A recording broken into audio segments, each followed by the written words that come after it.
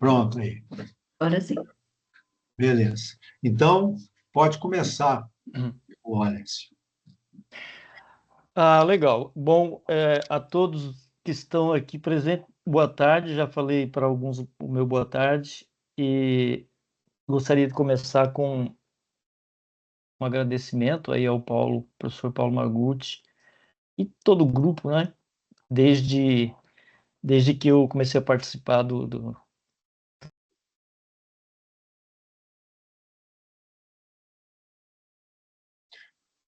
Alessio, seu microfone desligou. Isso.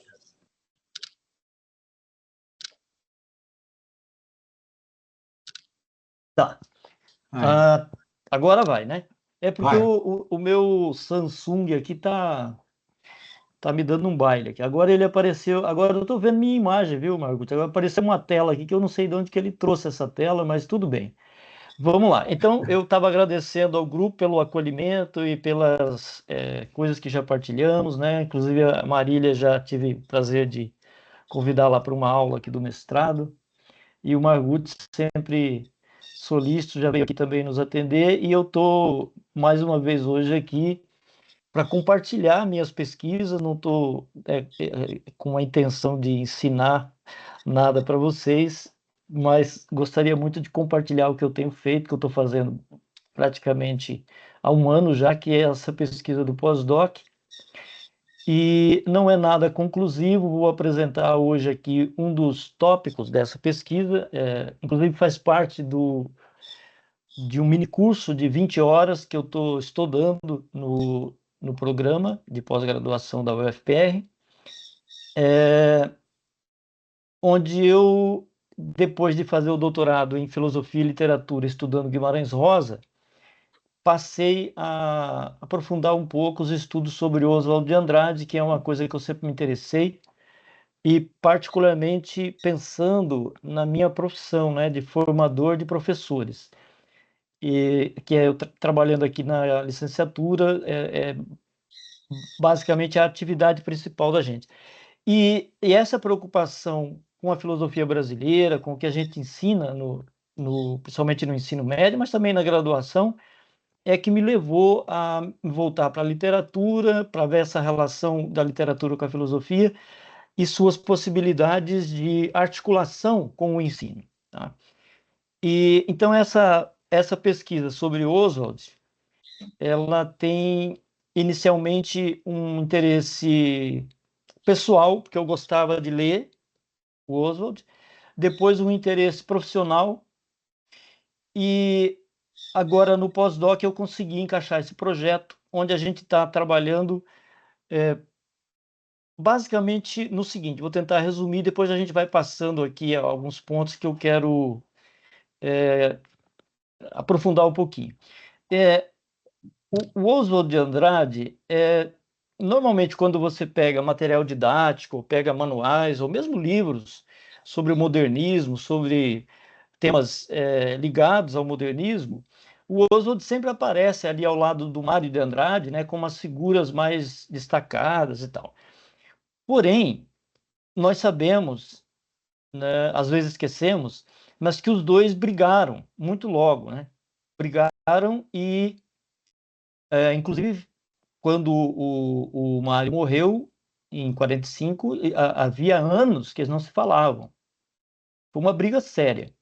Eu comecei a me interessar dentro do modernismo por esse desentendimento, obviamente não a partir de fofocas, né, mas a partir das pesquisas deles, das obras. E isso me levou então ao Macunaíma, que é um pouco o que eu vou destacar hoje aqui na minha fala, né? Então, dentro do minicurso, eu trabalho todo um contexto, década de 20, um pouco antes, década de 30, toda aquela confusão ali, né, da política, e também o contexto literário, né, que é muito interessante, as vanguardas e etc. Aqui, obviamente, eu não vou ficar enfatizando isso, até porque é um contexto que a gente já domina um pouco, né? E dentro da relação Mário e Oswald, eu vou destacar, então, essa duplicidade, digamos assim, do conceito de antropofagia. Eu chamei aqui de antropofagia ontem e hoje, mas poderia ser também, como num outro título que eu dei para um texto, as duas antropofagias. Eu vou explicar melhor depois por quê. E então vou apresentar algumas evidências de que realmente os dois teoricamente não se entendiam e vou mostrar por que que o Oswald a princípio, né, a princípio foi menos lembrado e atualmente, ou principalmente depois da década de 60, 50, 60, o Oswald é retomado com muita força, com muitas obras importantes. E o conceito de antropofagia virou assim quase que um modismo, né, nos materiais didáticos, a relação que ele teve aí com o tropicalismo e outras coisas, e, e, sem querer concluir nada, mas eu tenho assim uma convicção, quase convicção, né, uma hipótese bem, bem adiantada de que a antropofagia via Oswald de Andrade ela é muito pouco entendida e praticada, e discutida, inclusive. E que a antropofagia, no sentido macunaímico, que seria aquela linha do Oswald, desculpa, do Mário, é muito mais palatável, é muito mais, e por isso mesmo, muito mais popular. Isso não é culpa do Mário, nem do Oswald, é uma situação histórica que eu vou tentar clarear aqui na discussão.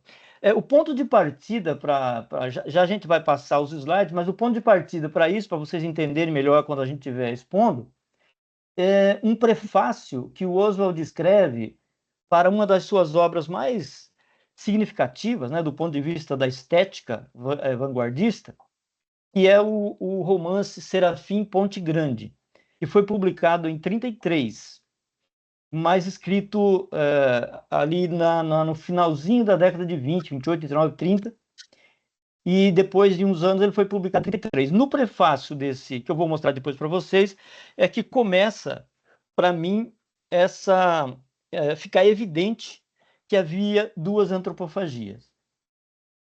E então, vamos para frente ali, Margutti, para ir rapidinho ali nos primeiros slides. Aqui é só um texto super conhecido, né, que retrata um pouquinho dessa irreverência e, ao mesmo tempo, da visão de mundo e, sobretudo, da antropofagia oswaldiana. Quando o português chegou, debaixo de uma bruta chuva, vestiu o índio. Que pena! Fosse uma manhã de sol, o índio teria despido o português. Sem comentários, vamos para frente. Todo mundo já conhece esse poema. Aqui é aquilo que eu falei do contexto, né? Então a gente tem vários elementos históricos, sociopolítico, econômico desse contexto que não vale a pena a gente ficar batendo aqui.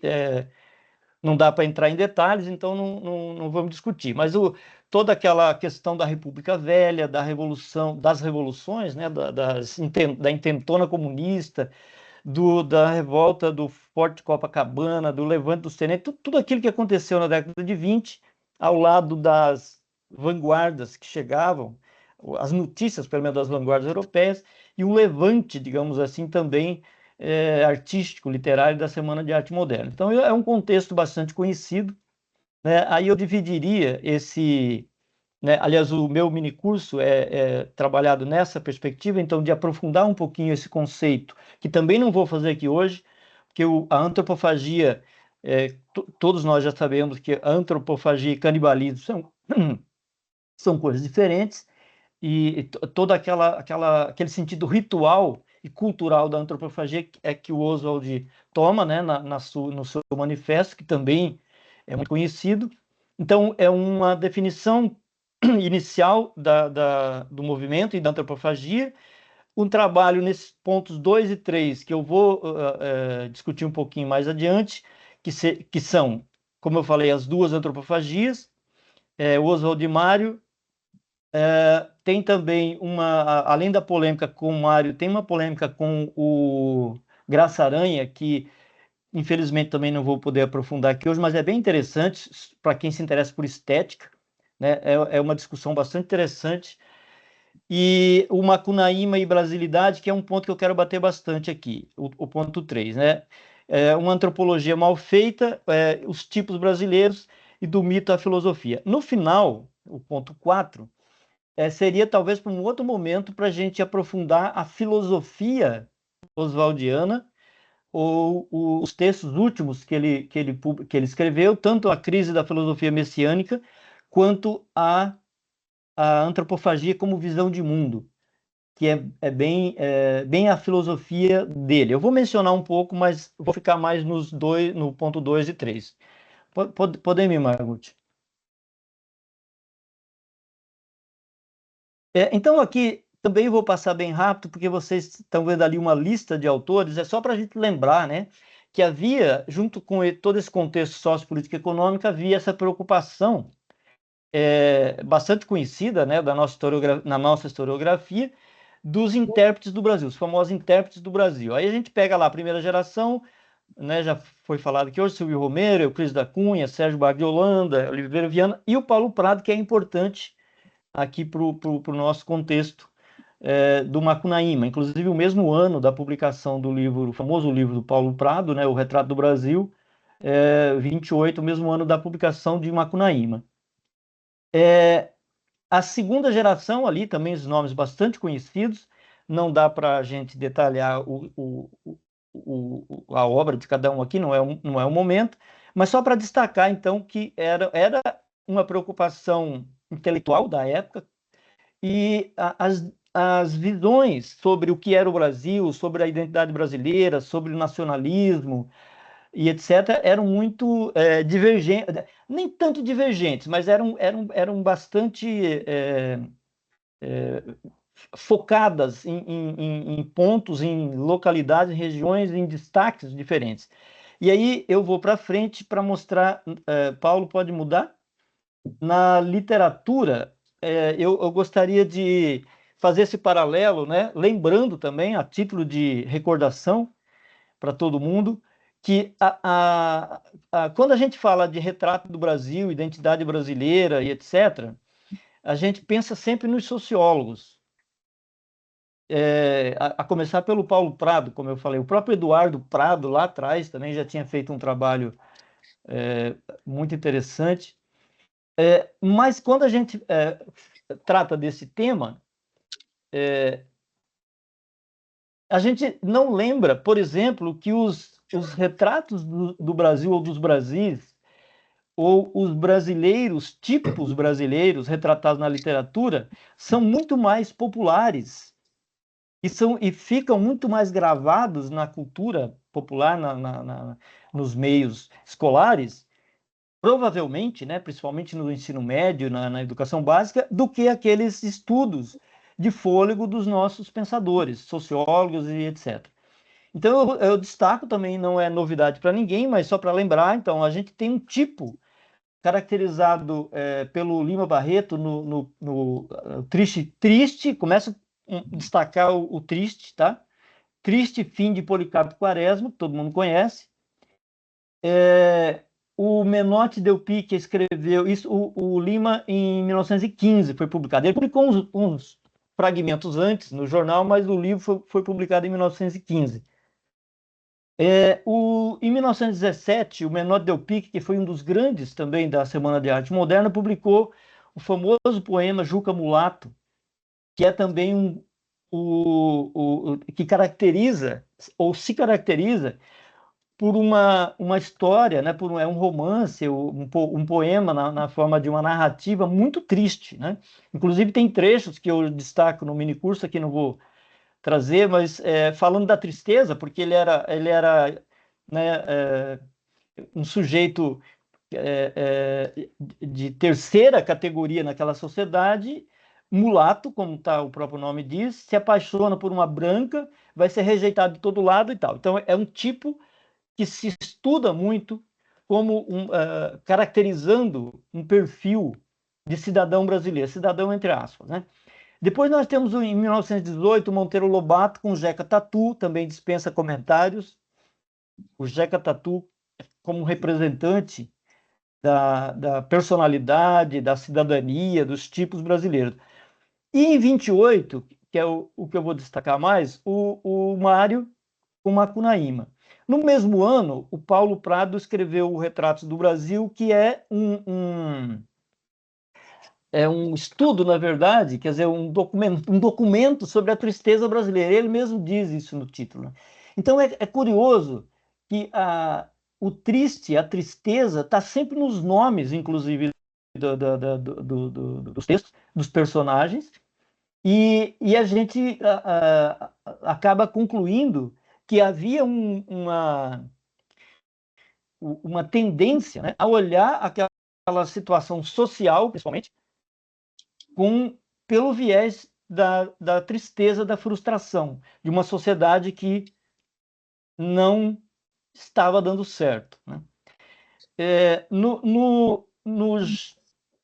Nos literatos aqui listados, tanto quanto nos pensadores, sociólogos, filósofos, a gente tem esse foco na identidade, no estudo de um tipo ou de tipos brasileiros. Inclusive, eu esqueci de mencionar, mas em 1873, né, lá atrás, o próprio Machado de Assis escreve um ensaio bem interessante, se alguém quiser procurar depois na internet, é o Instinto de Nacionalidade, quando ele está discutindo como que a nacionalidade, a brasilidade, a identidade brasileira aparece na literatura brasileira. Ele vai fazer uma crítica lá do modo como a gente entende o indígena e tal, mas é um outro documento, né, literário que prova essa preocupação e essa tendência a uma avaliação negativa, a um olhar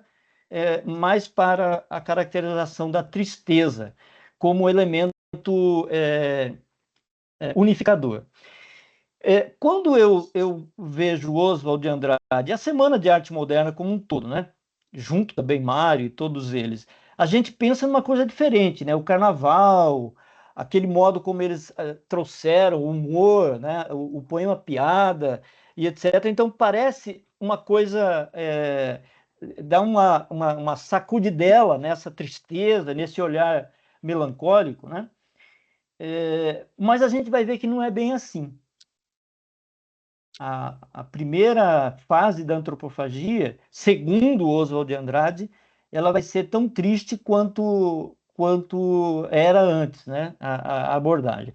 Eu coloco aqui quer dizer, uma pequena hipótese de leitura, que na a minha leitura, né, com toda a obra do Oswald, o conceito de identidade não é a principal preocupação dele.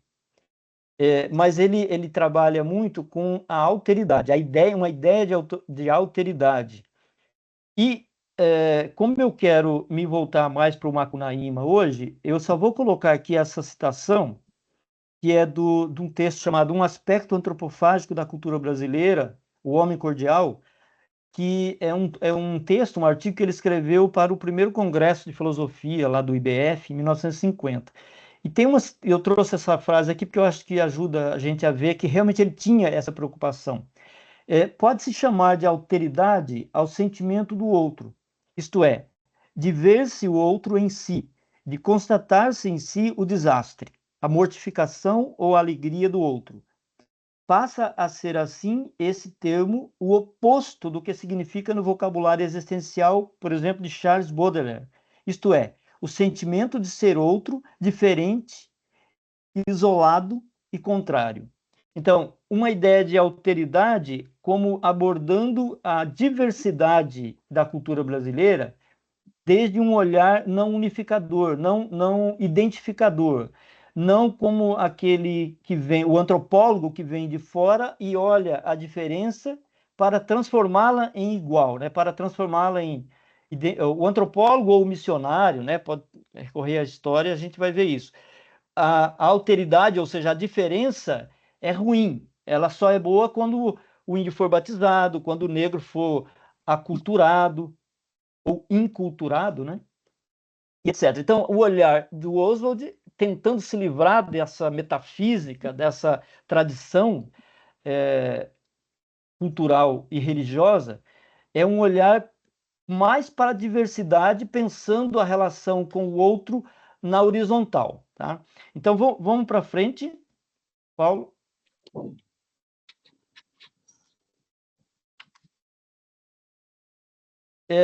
E aí, então, eu destaco, para não também ser cansativo aqui, né? Ficar falando da obra dele, tudo que ele escreveu, mas eu trouxe aqui algumas das obras que eu considero importante e aquelas que eu destaco para essa leitura que eu estou fazendo, né? Então, todo mundo conhece os dois manifestos, né? A Poesia para o Brasil e o Manifesto Antropófago, que é hiper conhecido. O, o teatro, né? No teatro, o Oswald tem uma contribuição muito significativa. Tem historiadores do teatro que argumentam que ele antecipa, principalmente no Rei da Vela, antecipa a obra do Nelson Rodrigues, quer dizer, traz uma caracterização do teatro brasileiro como com uma certa originalidade, né? E o romance de 33, um dos romances, ele escreveu vários romances, né? Não vou mencioná-los todos aqui, mas além do Serafim Ponte Grande, que eu já citei, o Memórias Sentimentais do João Miramar, que são experiências de vanguarda, depois o ciclo de romance que ele preparou, que se chamou Marco Zero, que ele ia escrever 5 obras, e escreveu apenas 2, né? A primeira que é Chão e a segunda que é a Revolução Melancólica. Mas na Revolução Melancólica eu destaco como assim uma sinopse, né, desse romance, tanto desse romance quanto do Rei da Vela, que é a tentativa de captar essa transformação, a transformação da sociedade latifundiária, semi-feudal, que era a gente, né? Então daí a nossa tristeza, em uma sociedade pré-industrial, graças não só à migração intensa e à subdivisão da propriedade, mas ainda às crises do capitalismo mundial, juntando então toda aquela crise do ano de 29 que todo mundo conhece. Então a obra do Oswald é muito maior, é muito mais vasta, muito mais abrangente, muito mais profunda do que os manifestos.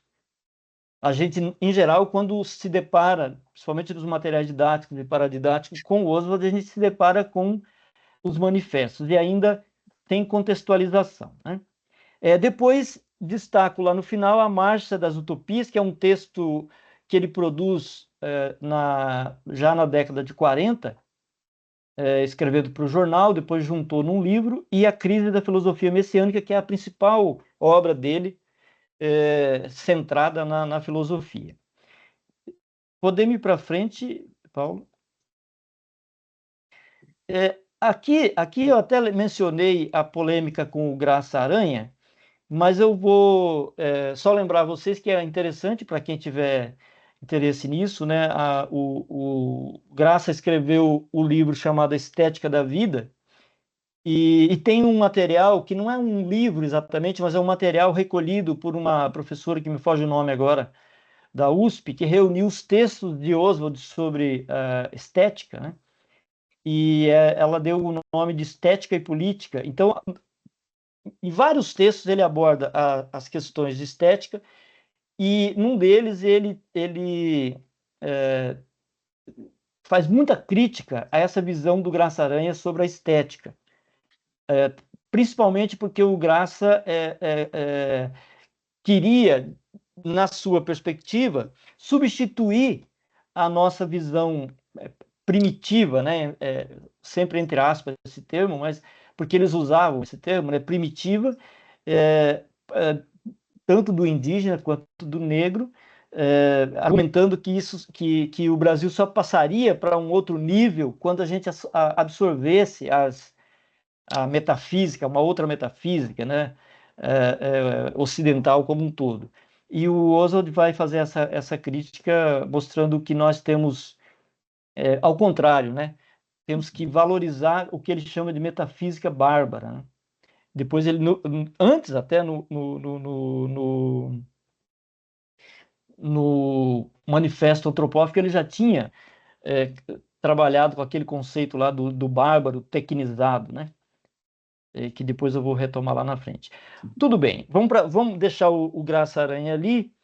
E era sempre isso, né? A estética da vida como se fosse uma coisa assim universal, que vem não sei de onde, valores que precisam ser absorvidos. E o Oswald com essa estética antropofágica, no sentido de que não há nenhuma identidade que a gente precisa copiar ou que a gente precisa imitar, mas a gente, partindo do pressuposto que a metafísica que ele trabalha é da devoração, quer dizer, é do devir. Então, a estética antropofágica caberia muito melhor a nós brasileiros. Aí para frente, Paulo, por favor.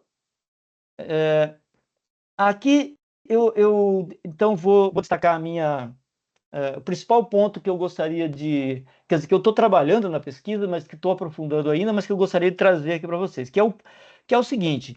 Essa polêmica com o Mário de Andrade... eu vou trazer aqui 3 citações do prefácio ao Serafim Portigrande para a gente poder entender melhor, mas é justamente uma observação de que o movimento de 22, a Semana de Arte Moderna, você vê, depois de 22, o Macunaíma vai ser lançado em 28, 28 vai ser também o ano da revista, né, antropofágica. Então você tem ali um amadurecimento nesse período, né? E o que o Oswald percebe é uma situação que é a seguinte: o movimento foi importantíssimo, mas se restringiu, para ser resumido aqui, se restringiu a uma perspectiva estética e não tinha elementos necessários para aprofundar para uma revolução, entre aspas, né? Se fez uma revolução estética, mas não se fazia esforço para uma revolução política, ou para que a arte, a estética renovada fosse também um trabalho útil para a revolução política. E então ele começa a se questionar. Todo mundo sabe que na década de 30 ele conhece a Pagu, né? Separa-se da Tarsila do Amaral e passa a viver com a Pagu, e a Pagu era comunista. Os dois se filiam, entram no partido. Eu não sei se o Oswald se filiou logo de cara, mas o Oswald vai militar como comunista no Partido Comunista até a década de 40. Então, nesse período de 10, 12 anos, estudando, né, Marx, ele já era leitor assíduo de Nietzsche, Freud, né? Montaigne, Nietzsche, Freud, mas o Marx passa a ser leitura obrigatória, né, na vida dele também nesse período. Então, a visão que ele adquire nesse período faz com que ele olhe para aquele movimento e, sobretudo, para as figuras expressivas daquele movimento, inclusive o Mário de Andrade, como pessoas que não tinham entendido qual que era realmente a questão. Ou seja, ele vai dizer assim, não sei se está na parte que eu citei aqui, mas ele vai dizer assim, era um período em que ou você era burguês ou você era contra o burguês. A burguesia, né, instalada ou se instalando. E ele vai dizer o seguinte: aquele período ali do início ali da antropofagia, Semana de Arte Moderna, os primeiros anos, a gente não ser burguês significava ser boêmio. Então, por quê? Porque era uma elite, uma elite privilegiada que estava trabalhando numa revolução estética sem a percepção do que era realmente a vida do proletariado, sem mexer a fundo na tristeza brasileira, né, digamos assim. Então, o Oswald faz essa crítica, e é curioso, porque quando ele lança o livro em 33, o Serafim Ponte Grande, que é um romance experimental, é fruto da vanguarda, né? É um romance da primeira antropofagia. É uma revolução. O que é mais importante no romance é a revolução estética que ele proporciona. É muito elogiado, né, pelos críticos. Antônio Cândido, por exemplo, traça muitos elogios ao romance, mas quando ele vai publicar o livro, ele já tinha mudado de ideia. Então ele publica o livro dizendo que não tinha outro jeito, ele tinha que publicar, mas no prefácio ele vai fazer toda essa reflexão, fazendo a crítica, inclusive, do Macunaíma, né, principalmente. Então, a situação revolucionária o linguajar do Mário, né, do Oswald, dessa bosta mental sul-americana, apresentava-se assim: o contrário do burguês não era o proletário, era o boêmio. As massas ignoradas no território e, como hoje, sobre a completa devassidão econômica dos políticos e dos ricos. Os intelectuais brincando de roda, de vez em quando davam tiros entre rimas. É um resumo, né, daquela visão festiva, alegre da antropofagia, que virava nada, porque ficava, como ele vai dizer mais adiante, como palhaços da burguesia. Então, mais um pouco, Margucci. Então, aqui é a continuação do trecho do prefácio, mas eu creio que vocês já pegaram bem, né? Quer dizer, ele está vendo com olhos muito críticos aquele período, aquela antropofagia que produziu o Macunaíma. Isso que eu quero enfatizar. Aquele período da antropofagia onde pôde,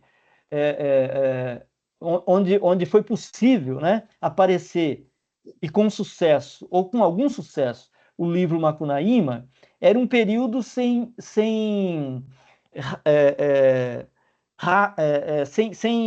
deixar marcas na política, por exemplo, num ambiente onde os intelectuais realmente deveriam atuar.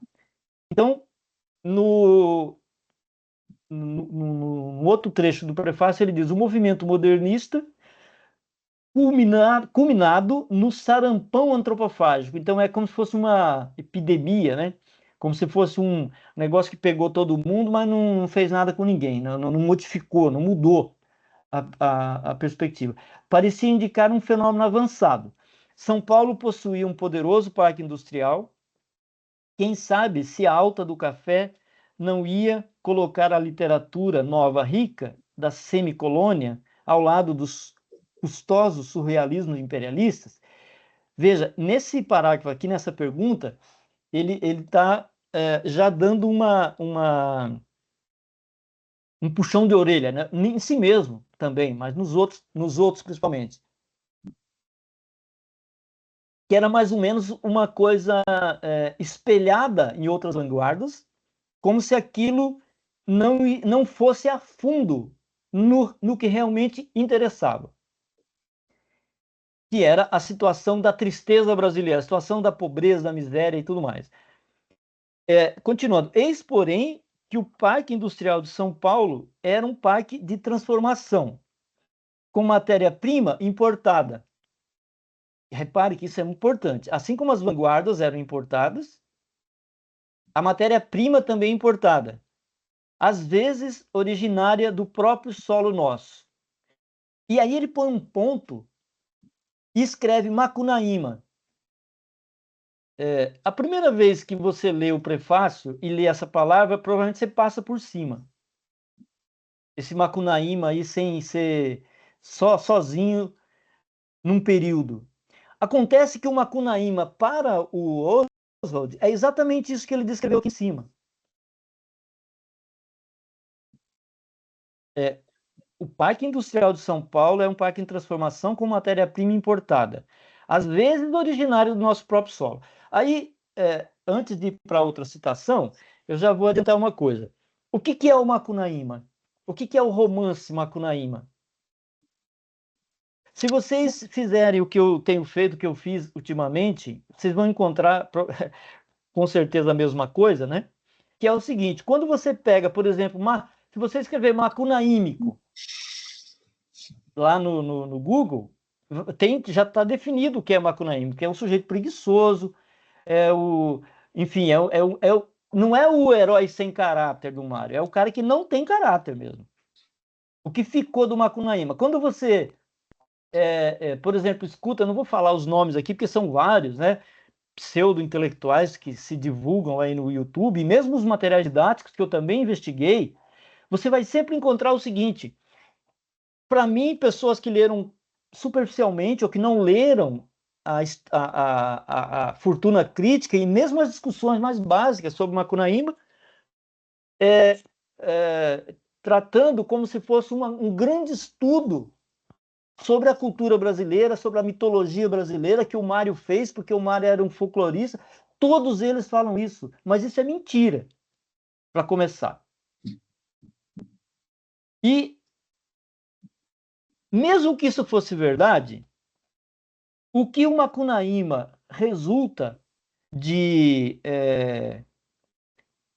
imaginário popular e de mentalidade popular é uma coisa bem triste, é mais triste do que a tristeza brasileira anterior.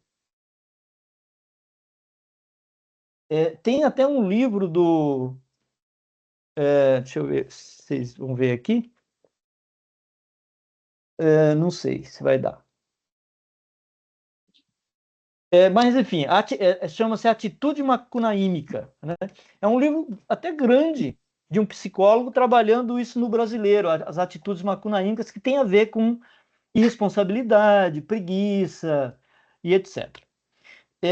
Enfim, acho que já dá para entender, né? O perfil. Então, se você queria tratar de uma certa identidade brasileira, trazer um perfil do que é o brasileiro, e nem estou dizendo que isso é culpa do Mário de Andrade, tá? Isso é o que aconteceu. Macunaíma foi escrito em 26, publicado em 28. A segunda edição só saiu décadas depois, não foi assim um sucesso. Na década de 50, se retomou ali algumas coisas, teve uma terceira edição, se não me engano, e em 69, o Joaquim Pedro de Andrade fez aquele filme famoso, né? Repare que em 69, quando muitos brasileiros interessados realmente na educação e na nossa cultura, na investigação sobre a nossa brasilidade, estavam expulsos do país, porque era um período terrível da ditadura militar. Saiu aquele filme, aplaudidíssimo, e quando você olha o filme, parece que é uma galhofa, parece que é uma brincadeira, né, com o que nós somos. Quando você vai para a escola estudar um material didático preparado em torno do Macunaíma, não é diferente. Mas o que aconteceu então? Eu vou só para... pode passar, Paulo, por favor, mais um slide. Aqui é só para... É uma frase do Oswald que está no prefácio, no mesmo prefácio, que ele diz lá no final: eu prefiro simplesmente me declarar enojado de tudo. Então, é muito forte isso, entende? É 33 que ele está escrevendo isso. E possuído de uma única vontade, ser pelo menos casaca de ferro na Revolução Proletária. Então, isso aqui é o Oswald inicialmente, entre aspas, revolucionário, comunista, convertido, recentemente convertido ao comunismo, falando, olhando para aquele movimento com olhos críticos. Vamos para frente, que o tempo está passando, né? Então, aqui vamos desdobrar um pouquinho essa coisa. Então, o sarampão antropofágico é uma antropofagia festiva, nada contra ser festivo, mas ela é pouco eficaz diante do projeto para o qual foi pensada. Então, já falei dos materiais didáticos, já falei do filme, né? Aí até trouxe aqui, ó, Michaelis, Dicionário Brasileiro de Língua Portuguesa. Macunaíma. O que é Macunaíma? Indivíduo preguiçoso, espertalhão e de costumes amorais, em referência à personagem da obra homônima. Ou seja, o Mário de Andrade não concordaria com isso aqui. Ele talvez tenha pensado outra coisa. Enfim, enquanto que a antropofagia... Então, isso falei do Macunaíma, depois eu volto ao Macunaíma. Enquanto que a antropofagia, né, o conceito de antropofagia, independente dessa distinção que eu estou fazendo aqui, independente desse período, desses períodos diferentes, na década de 50 ele vai inspirar o movimento concretista, o cinema novo e depois o tropicalismo já na sequência, né? Existe um estudo do Macunaíma, nessa perspectiva da antropofagia, muito interessante, que eu ainda vou mencionar aqui para vocês, que é o da Gilda. Está escrito Franco aqui, mas esqueça, tá? É Gilda de Melo e Souza, a esposa do... Se não me engano, era a esposa do Antônio Cândido, né? A Gilda de Melo e Souza, que tem obras incríveis, tem um estudo sobre estética, numa aula inaugural que ela deu na USP, muito interessante. O Haroldo de Campos escreveu num livro que era Metalinguagem e Outras Metas, ele escreveu um ensaio, um capítulo lá no meio, que é A Razão Antropofágica, onde ele rasga elogios ao Oswald daquela segunda antropofagia, né? O Benedito Nunes tem textos incríveis, também aprofundando conceitos, o conceito de antropofagia, mas e outra, a visão oswaldiana a partir da alteridade, né, como eu estava destacando aqui, o Benedito Nunes, no texto, inclusive o prefácio de um dos capítulos, de um dos volumes da obra completa do Oswald, e assim vai. Já no século XXI, isso aqui eu só vou mencionar aqui, mas a gente, se der tempo, a gente vai no final, Paulo, falar um pouquinho, mas talvez seja melhor aqui, que é o século XXI, já eu chamo de renascimento, porque é uma apropriação dos indígenas do Macunaíma, tá? Que é uma das coisas mais importantes da minha pesquisa. Eu estou levantando os autores e também eventos, movimentos que aconteceram. Por exemplo, uma exposição chamada Reantropofagia, que era uma exposição de arte indígena, com toda a consciência desse trabalho. Esse livro aqui, Macunaíma, que foi publicado agora 2, 3 anos atrás, por conta do centenário da semana, que tem um dos estudos mais críticos sobre o Macunaíma, a partir da visão indígena, e esse rapaz ali que eu coloquei embaixo ali, o Jaider Isbel, suicidou-se em 2021, é um dos maiores artistas indígenas contemporâneos, eu vou indicar depois certinho para vocês, acho que eu até coloquei lá, mas tem um dos textos mais interessantes que eu já li, pelo menos, sobre Macunaíma. Vamos para frente, Paulo, porque eu acho que o tempo está passando mais rápido do que eu pensava. Aqui eu queria mostrar para vocês, eu até queria trazer o vídeo, mas aí demora, né? Puxar vídeo, não sei o quê. Como é só uma frase, eu transcrevi aqui, ó.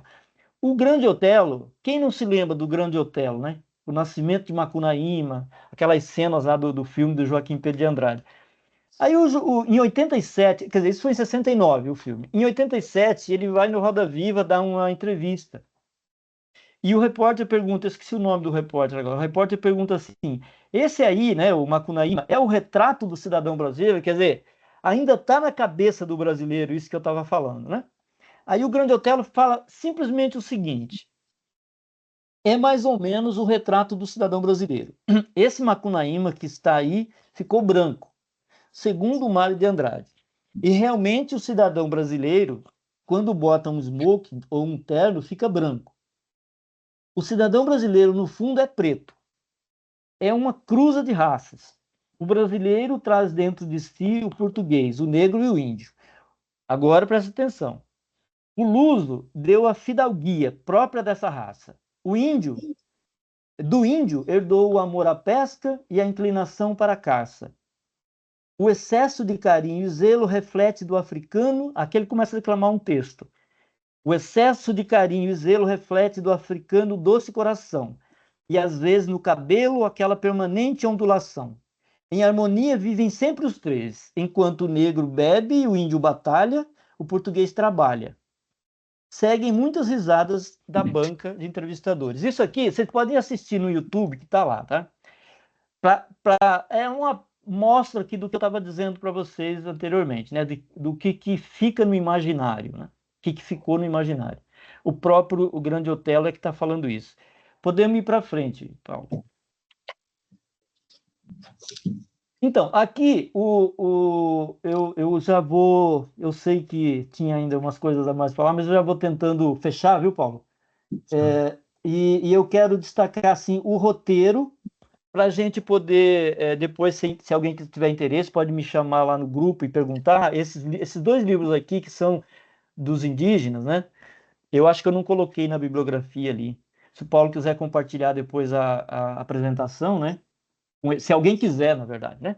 Então, veja só, o roteiro do Macunaíma, do livro, vamos pensar assim, ó. Macunaíma é um mito de três, tem Macunaíma em mitos de três povos indígenas, Macuxi, Taurepang, que alguns chamam Tauripang, e Pemon, que vivem no norte do Brasil, em Roraima. E o Monte Roraima é a base dessa mitologia, quer dizer, é por causa aquela beleza natural extraordinária, né? É único no mundo aquele formato e aquele tamanho, né, de uma mesa. E aquilo gerou muitas histórias. Então, o Macunaíma, eles chamam Macunaíma ou Macunaímã, é um ser mitológico deles, que, resumidamente, as histórias ancestrais deles contam que é porque o Sol e a Lua não se encontravam, mas se amavam, queriam se encontrar e não podiam. Até que um dia uma força da natureza, a mãe natureza, fez os dois se encontrarem no eclipse.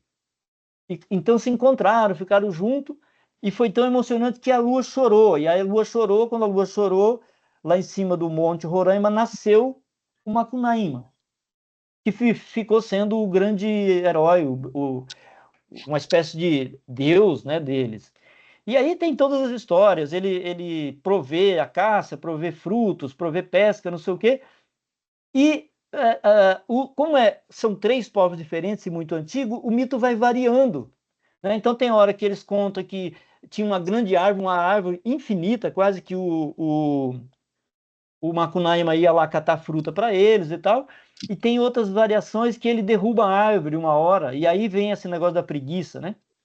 Que ele fica com preguiça de subir lá, ele derrubou a árvore, só que derrubou a árvore e acabou a fruta, né? Então tem variações, mas o que aconteceu? Esse antropólogo aí alemão, o Grünberg, de 13 a 17, depois ele voltou mais uma vez, mas ele fez pesquisas.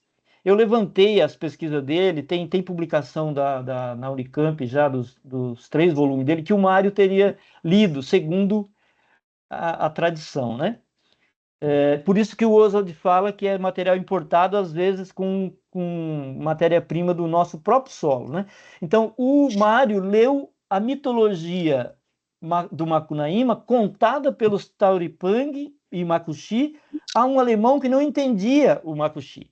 Ele foi traduzido para ele escreveu, publicou na Alemanha, o Mário leu e compôs um livro, mas ele só pegou o nome, porque as histórias não são parecidas. O Mário compôs uma outra história, por isso que eu estou dizendo, o Mário não tem problema nenhum, né? Ele fez a história dele. Diz a Gilda, que eu já citei aqui, no livro o Tupi e o Alaúde, ela conta que é um mito, quer dizer, é falso que o Mário teria viajado pelo Brasil para escrever Macunaíma. Aí ela pega lá os dados, e são verídicos, o Mário viajou só depois. Ele só viajou depois, 29, 30. Então, em 26, ele só tinha mal olhado o livro, um dos volumes do Grünberg. E, segundo a Gilda, tem um estudo bem interessante, vale a pena se alguém tiver interesse. Ela mostra que a base, na verdade, das histórias é um diário de viagem do avô do Mário, que chegou a ser nomeado presidente da província de Goiás e teve que viajar pelo meio do mato, e ele fez um diário que nunca foi publicado, mas que o Mário leu. E existe ainda esse diário, né? Então tem várias confusões aí, e o Macunaíma acaba sendo, por ser, então, uma espécie de herói da antropofagia, o que é um pouco irritante, porque toda vez que você pega um material didático que se fala da antropofagia, aparece o Macunaíma. E aparece com esse perfil, né? Então, agora que vocês entenderam melhor por que eu tô batendo tanto nesse ponto. E depois tem ali, né, o que eu já falei antes do filme que foi feito, os estudos, né? E no final ali, 2020, o Jair Elisbel, que é esse autor indígena, eu vou ver se eu consigo digitalizar esse texto Meu Avô em Mim, que é o texto dele, que todo mundo deveria ler isso aqui. É muito bonito, muito lindo mesmo, o texto que ele escreveu, e inclusive 2 anos depois ele se suicidou. Você vê que é um artista angustiado, ele fala ele é um macuxi, que foi lá de Roraima, imagina, lá na Raposa Serra do Sol, ele viveu lá, fez um curso de elétrica e depois descobriu que era um artista, que pintava e tudo. E, enfim, é uma história que eu acho que vale a pena, uma história não, um texto que vale a pena dar uma olhada, pensando essa questão da identidade, né, entre aspas, brasileira, de como que nós, filósofos, pensadores brasileiros, estudiosos, podemos tentar entender essa questão de o que realmente representa o indígena, né? Desde lá do Machado de Assis, naquele de 1873, no texto que eu citei lá do instinto de nacionalidade, ele está falando disso. Está falando do modo como a gente vê o índio, né? E cada vez mais essa questão se torna presente e tal. É, teria mais algumas coisinhas, Paulo, inclusive aí para frente tem mais uns slides, mas acho que a gente para por aqui, porque senão, né, não tem nem um tempinho aí para ver se alguém quer falar alguma coisa, trocar uma ideia, mas enfim, é isso, né? Como eu falei no início, eu tô na pesquisa, tô trabalhando com várias coisas, várias obras ao mesmo tempo, e o caminho é por aí. Meu pós-doc termina dia 20 de maio, mas a pesquisa assim, não vai acabar tão cedo, não. Bom, Carlos, obrigado, viu, Alex? Gostei muito. Vamos fazer o seguinte: como nós temos pouco tempo, a Alex tem que sair às 15 horas, né? Então, eu Isso. pediria para todo mundo que fosse breve, né, para a gente poder ter um mínimo de discussão. Se por acaso ficar faltando alguma coisa, sempre tem o recurso da gente mandar um e-mail para o Alex fazendo a pergunta e ele responde, tá bom? Então, vamos lá. O Robson pediu aí, levantou a mão. Ô, Alessio, gostei muito do seu tema. Bacana que vai ser trabalhado filosoficamente. Sucesso para você. Eu assisti semana passada Mário de Andrada, o Turista Aprendiz. Você chegou a assistir? Ele traz um. Não assistiu, não? Eu não assisti, mas eu li o material, é o relato dele, né? E vai É o falar diário, sobre. é o E diário. vai falar sobre isso, porque Mas eu quero ver. o livro já tinha sido escrito e ele está pegando algumas coisas ali que vão completar, né? Acho que é interessante. A minha pergunta que eu guardei aqui é o seguinte: você trabalhou as tipologias? Eu queria depois, estou curioso para saber, vai tomar muito tempo. Como é que você trabalhou essas tipologias? E por que você deixou, provavelmente por causa do estilo do autor, José de Alencar, porque trabalhar com tipologias brasileiras, José de Alencar fez muito disso, né? Ele trabalhou o gaúcho, o baiano, o sertanejo, e na forma de Guarani, Iracema, Birajara, ele trabalhou os indígenas, né? Então, as tipologias, José de Alencar devia estar no meio aí. Só esse comentário. E parabéns. Sim, uma observação interessante, mas também bem breve. O José de Alencar está numa outra fase, né, da vida. Quer dizer, é o romantismo do José de Alencar que é o ponto inicial da crítica do Machado de Assis em 1873. Você tem toda a razão, né? Se for tratar numa parte especificamente das tipologias, tem que voltar lá. Mas aqui no caso, eu queria trabalhar esses elementos ali que estavam próximos da semana de arte moderna, que a perspectiva deles já era contra aquela forma de caracterizar, né? Nesse sentido que eu quis chamar a atenção. A tipificação que fazia o José de Alencar, eles desconsideravam os modernos, eles achavam muito ruim. Mas mesmo entre os modernos, mesmo Menotti, mesmo Mário, etc., eu estou dizendo também. E o próprio Oswald, como eu falei, já estava de saco cheio, né? Bom, ninguém levantou a mão, então eu vou levantar, né? Eu só. A Marília está pedindo. Fala então, Marília. Pode ir você primeiro. Tá, eu vou ser bem rápido. Primeiro é o seguinte, eu não sei se vocês sabiam, mas assim, o Oswald ele descreveu a estética da vida do, do nosso amigo lá, né, como a bestética da vida, né? Eu acho muito interessante, muito bem bolado esse adjetivo, né? Mas a pergunta que eu gostaria de fazer é o seguinte: a gente viu, né, pela sua exposição, parece o seguinte, que você está dizendo que se eu entendi bem, né, que o Mário de Andrade está buscando alguma forma de identidade, enquanto que o Oswald não. E, na realidade, eu vi algum tempo atrás, e eu participei de eu acho que era na época que tinha ainda aula de educação moral e cívica na universidade, na época da ditadura, tá? Então, um rapaz de São Paulo, ele falou que ele estava fazendo uma pesquisa e que ele dizia que para identificar, para localizar a identidade brasileira, tinha dois métodos possíveis, o analítico e o sintético.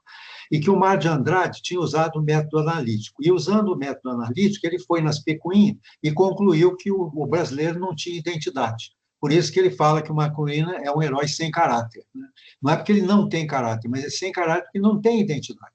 É uma variedade muito grande no país. Então, eu gostaria que você me esclarecesse alguma coisa nesse sentido. E a outra coisa que eu fiquei preocupado também, e, por exemplo, o método sintético seria o do Sérgio Buarque, né, porque ele atribui uma qualidade a todos os brasileiros. Ele constrói a identidade do homem cordial, né? E eu, pessoalmente, acho que a gente tinha que usar o método analítico e sintético, tinha que combinar os dois, que senão não vai dar certo. Mas não tem importância, isso aí é outra coisa, né? Eu gostaria de saber realmente o seguinte, que parece, pelo que você disse, que o Oswald ele pensava a antropofagia da mesma forma que os indígenas pensavam aquela sede de alteridade, porque você, inclusive, falou aí, o problema da alteridade. Né? A antropofagia era o amor pelo diferente, a busca pelo outro. Né? Isso é realmente um conceito diferente. Mas o que eu pergunto é o seguinte: será que você pode falar de antropofagia o tempo todo no pensamento do Oswald, tendo em conta que antes, a própria crítica que ele faz a Semana de Arte Moderna, é um bando de boêmio lá, artista brincando de roda, né? Ora, foi nesse momento que ele falou da antropofagia, né? E depois que ele vira comunista ou adere ao marxismo, será que ainda tem lugar para a antropofagia? Você me deu a impressão que não tinha mais, sabe? Então, era essa a minha dúvida. Tá, também tentando ser breve, Paulo. Bom, a primeira questão do caráter ali, que aparece no subtítulo da obra, ela é muito controversa, né? O próprio Mário, depois, na segunda edição, escreve o prefácio do próprio livro, né? Explicando muita coisa sobre isso. O que, assim, grosso modo, aparece naquele prefácio é que ele não queria comprometimento com nada, não. Ele estava dizendo que ele não. Primeiro que essa coisa é exatamente isso que ele falou. Não é que o brasileiro não tem um caráter, é de difícil, difícil definição. Você tem tanta diversidade que você não pode definir uma única forma de ser do brasileiro. E o caráter não tem a ver com moral, que é o que aquela, como eu disse, não é culpa do Mário, mas as pessoas levam diante do racismo, do preconceito instalado, estrutural, as pessoas interpretam o Macunaíma dele de um ponto de vista da moralidade. E aí então parece que o caráter é não ter moral, né? Mas justamente o Mário tava, já estava explicando que não era isso. Agora, com relação a essa sua pergunta, bom, é de um grande pesquisador que você é, porque na verdade é isso. Eu comecei quando eu comecei a aprofundar o tema, eu vi que eu tinha que responder isso. Será que o Oswald do final ali, depois, uma vez que ele já tinha até rejeitado o movimento, no final, quando ele também rejeita, quando ele começa a criticar o Stalin, começa a criticar o comunismo tal como ele estava instalado, ele continua sendo um antropófago? Bom, a minha resposta é sim, a partir do próprio Oswald. Porque é depois disso que ele vai escrever a Antropofagia como Visão do Mundo, a Utopia, a Marcha das Utopias, e ele vai tentar fazer uma manobra intelectual para converter o conceito de antropofagia numa coisa muito mais metafísica, talvez, muito mais política, com certeza, né? No sentido de ser revolucionário de fato, de ser aquilo que parte dos fundamentos de uma sociedade para transformá-la, né? Não é aquela transformação que precisa trazer a matéria-prima não sei de onde, né? Como ele falou antes. Então, eu acho que é uma boa questão, né? Se eu conseguir no final mostrar isso, esse desenho é bem bacana, assim. Se ele continuou sendo antropófago, ele continuou sendo um antropófago de que jeito, né? Em que sentido? Qual que foi o processo de transformação? Mas eu digo que sim, pelo menos ele achava que sim, né? E para concluir, a questão, por exemplo, que está lá na crise da filosofia messiânica, para mim é muito importante, porque ali dá a impressão que ele, a partir do Nietzsche, do Freud e do Marx, ele rejeita mesmo toda a estrutura mítica, né? Teológica, inclusive, do Ocidente, que foi implantada aqui. Ele chama de filosofia patriarcal, quer dizer, patriarcalismo, né? Então eu acho que sim, mas ainda preciso demonstrar melhor isso daí. Vamos aguardar, então, né, com curiosidade. Marília, Você tem 5 minutos, Alessio? Cinco, deixa eu só dar Eu, cinco na verdade, minutos. eu não quero fazer pergunta, não, queria só te agradecer, eu gostei muito e é muito legal saber, para mim foi uma novidade essa questão de obras indígenas atualmente fazendo essa relação com Macunaíma, porque do outro lado, né, da antropofagia oswaldiana, a gente tem um trabalho do Eduardo Viveiros de Castro, que se coloca dessa linhagem e explorando exatamente esse lugar da alteridade, que já é uma coisa bastante interessante, mas saber que aí pelo lado, pela via do Mário de Andrade também acontece essa aproximação, é muito legal. E já que o Caio levantou a mão também, eu prefiro que ele faça alguma pergunta, ele é um indigenista, ele certamente vai ter alguma coisa legal. E está pesquisando essas coisas agora também aqui comigo na FAG.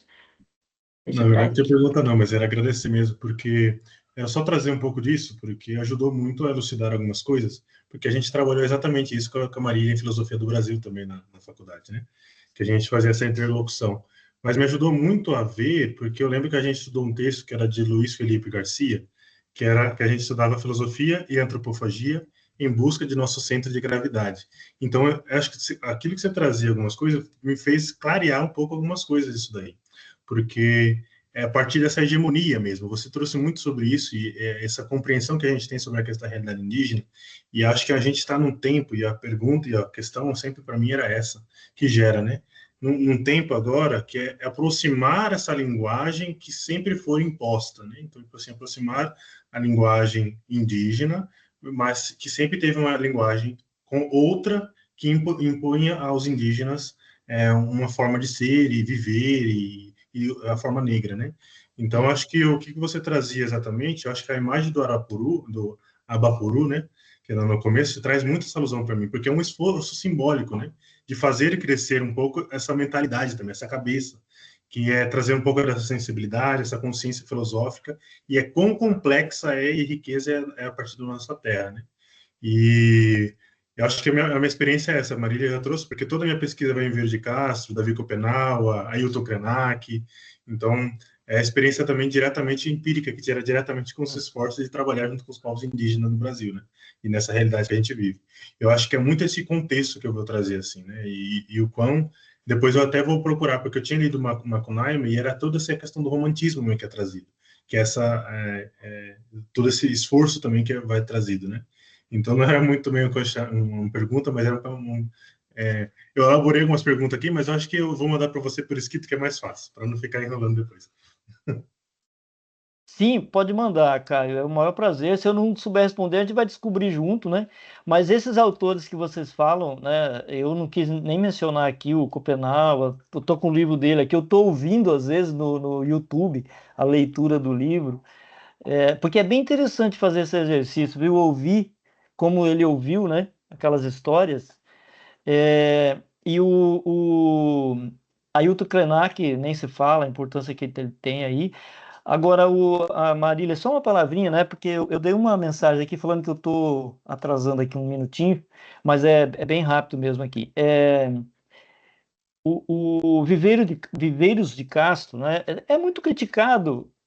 Todo mundo que faz uma coisa diferente é criticado, isso faz parte, né? É muito criticado, às vezes as críticas são fundadas, outras infundadas, outras são mais ou menos fundamentadas. Mas eu acho interessantíssimo também. O Benedito Nunes me deu um estalo para essa questão da alteridade e o Viveiros de Castro trabalha com isso, né? A metafísica canibal é um texto que ele volta muito para a questão, que ele está em diálogo constante com a antropofagia, com o Oswald. Então eu acho que tem assim, um campo muito grande aberto aí para a gente pesquisar. E acho que tinha mais alguém que queria fazer uma pergunta, mas eu só queria mostrar aqui. É que tá difícil aqui, minha câmera tá, ela tá com fundo aqui que atrapalha, mas tudo bem. Esse livro aqui, eu vou resumir para você, resumir não, vou dar uma ideia para vocês vão ficar mais interessados em procurar ainda. Em 2000 acho que foi 18 que fizeram essa obra aqui, eles prepararam na Sala Mário de Andrade, em São Paulo, uma peça de teatro mais ou menos um teatro contemporâneo, digamos assim, né? Onde eles reuniram, inclusive, além de todos, além do Jader Isbell, do Apixana lá, enfim, uma galera, né? O próprio Mário, entre aspas, né? O Mário de Andrade, na peça, ele volta lá do mundo dele para discutir com os próprios indígenas o Macunaíma. Então, é bem interessante esse material aqui. E no livro do Jader Isbell mesmo, que é o texto que eu vou ver se eu consigo digitalizar, é um texto pequeno. Naquele texto tem uma hora que ele fala assim: o meu avô, que é o Macunaíma é o avô deles, né? O avô Macunaíma, né? O meu avô Macunaíma, ele quis ir para a capa daquele livro. Ele fala, não foi uma coisa assim aleatória, foi ele que quis, é por isso que ele está lá. Porque senão, e é interessante ele falar isso, porque se ele não tivesse feito isso, ele que decidiu, ele fala, que ele queria ir lá. Porque se não tivesse feito isso, muitas coisas que a gente está discutindo, muito desse momento, né, dessa redescoberta do problema, de outros olhares sobre a questão indígena, que é assim, no Brasil é de uma complexidade, eu nem me arvoro a falar sobre isso, que é muito difícil, mas eu acho que tem que falar, né, tem que trazer para a sala de aula, tem que discutir. Então é isso. Depois o texto eu vou ver se eu consigo digitalizar. E se tiver mais uma duvidazinha rapidinho, eu posso resolver, que eu falei que 15h10 eu ia estar lá. Oi, Alessio, com licença. A minha pergunta é muito rápida. Eu não conheço Oswald de Andrade, mas eu tive uma dúvida, porque eu pensei na lógica subjacente aí ao movimento antropofágico.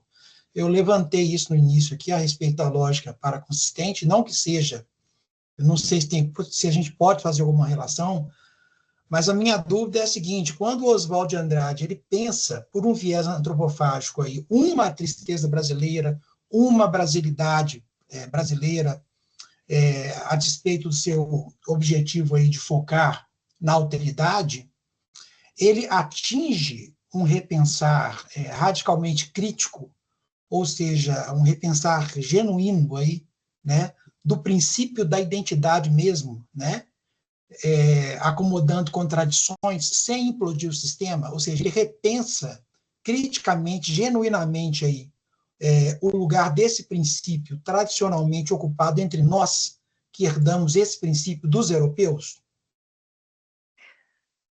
Então, essa é uma pergunta também que perpassa, né, a pesquisa, ela, digamos, orbita, mais do que perpassa a pesquisa, porque toda pesquisa filosófica ela tem que dar conta dos conceitos, né? O conceito que você está trabalhando, você tem que fundamentar. Então, quando eu estou falando da distinção daqueles que estão buscando, focando numa identidade, numa brasilidade, e alguém que está focando na alteridade, então isso você tem razão. Quer dizer, qual que é a lógica que tá embasando isso?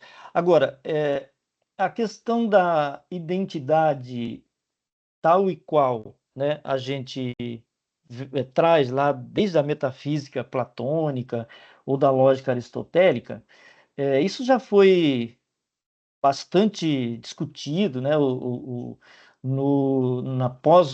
na chamada, nos chamados pós-modernos e até mesmo antes, os franceses fizeram lá desde a filosofia da diferença, né, do Deleuze, assim, está trazendo isso. Agora, o que acontece é que é, o, o Oswald, ele não está buscando, né? Essa é a minha perspectiva.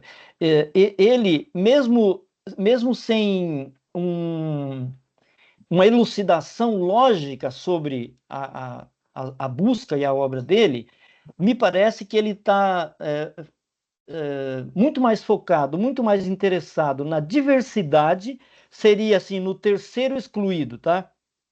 O falso verdadeiro, e aí você tem né, você distingue o que é falso verdadeiro, você identifica aqui, identifica ali, e o Aristóteles exclui a outra possibilidade, né? Então você já excluiu. Na diversidade, isso aqui não é uma lógica pura, mas na diversidade, principalmente das culturas, na diversidade cultural, você não pode trabalhar com coisas tão rígidas, né? E quando por exemplo, se identifica ou se trabalha longos períodos e obras filosóficas e literárias, por exemplo, dando conta de que a tristeza é uma coisa que identifica o brasileiro, quer dizer, o brasileiro está identificado com a tristeza, seja o Jeca Tatu, seja o Juca Mulato, seja o Policarpo, quer dizer, não é triste, mas tem um triste fim, né? Isso é muito pouco. Essa é a perspectiva do Oswald. Isso é muito pouco. É porque a gente não tem ido aos fundamentos da nossa formação cultural e intelectual, da nossa formação religiosa, né? Ele entende que a identidade que está sendo buscada, ela é projetada. Entende um pouco? Ela é projetada para depois ser encontrada. Ou seja, nós temos uma cultura muito diversa, indígena, negra, a mistura disso e tudo mais, só que quando se fala intelectualmente, quando quem escreve os livros, quem produz as teses, já está projetando lá um conceito de identidade, uma igualdade, que não faz parte daquele, já é uma espécie de violência. Eu quero mostrar isso no Oswald. Eu acho que não está muito claro, mas ele tá trabalhando com isso, entendeu? E isso, por exemplo, o Viveiro de Castro, muito melhor do que o Oswald já faz isso, né? Então, entende, Johnny? Eu não sou um expert em lógica. Aliás, o estudo da lógica paraconsistente me interessa, né? Eu só não falei aquela hora porque eu já estava me intrometendo demais hoje, até no horário da reunião me intrometi, mas me interessa. Eu estou lendo agora um livro do Roger Penrose e estou tentando entender umas coisas aqui. Eu acho que a lógica do Newton da Costa vai me ajudar, porque ele está trabalhando com os teoremas de Gödel, né? E eu confesso que eu sou meio devagar, né, nessas coisas. Mas, enfim, então, essa lógica da identidade ou da alteridade, eu acho que tá muito desenvolvido, né, em vários autores. Não é o caso do Oswald, ele não desenvolve isso tecnicamente, entendeu? Mas no que você deduz dos textos dele, eu acho que é isso que eu falei. Agora, vocês me desculpam, mas senão eu vou ser reprovado lá no meu pós-doc. Tá. Muitíssimo obrigado, Alessio, tudo de bom para você, tá? Eu só sugiro para o Zuenir a leitura de um livro que o Robson me lembrou outro dia, chama-se O Heterologos em Língua Portuguesa, da Maria Helena Varela. Ele trata exatamente dessas questões, assim, meio paraconsistentes, né? Mas sem usar a lógica formal, o que é muito interessante. Eu sugiro que você dê uma olhada, tá? E eu posso, então, Alessio, distribuir para o pessoal, pelo e-mail, o seu PowerPoint, né? Pode sim, pode sim. Tá, Obrigada, Alessio. Muito bom. beleza. Obrigado a Então, você, até a gente. Tchau, tchau. Eu próxima. tenho que sair Obrigado, mesmo. gente. Um abraço. Obrigado, Paulo.